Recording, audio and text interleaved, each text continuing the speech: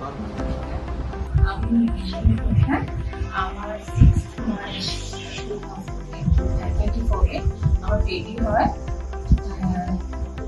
সরকারের কাছে।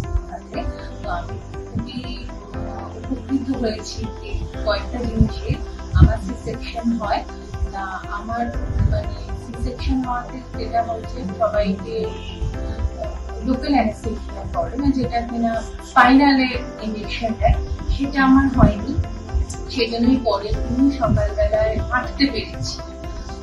আমার ফুল অ্যানেস্থেসিয়া সেদিন আমার বেবি হয় 9:55, তো 3টে থেকে দুপুর 3টে থেকেই আমার লিকুইড ডায়েট শুরু হয়ে গেছে। রাত্রেবেলা আমি সলিড ফুড পেয়েছি।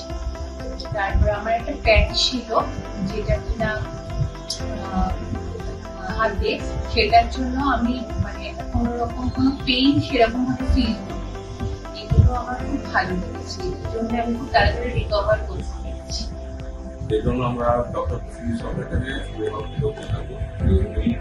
ওনার প্রচেষ্টায় এবং ওনার টিমের ঐকান্তিক চেষ্টায় আমাদের পৃথিবীতে ভাগ্যবান ভগবান হতে পেরেছি। স্যারের একদম জন্য শিরোপাল স্যারের এবং সবাইকে বলবো যে একদম স্পাইনাল অ্যানেস্থেসিয়ার দিকে না গিয়ে লোকাল অ্যানেস্থেসিয়াটাই যেন ওনারা স্টিক করে থাকেন, পরবর্তীকালে যা বেনিফিট হবে সেটা অতুলনীয়।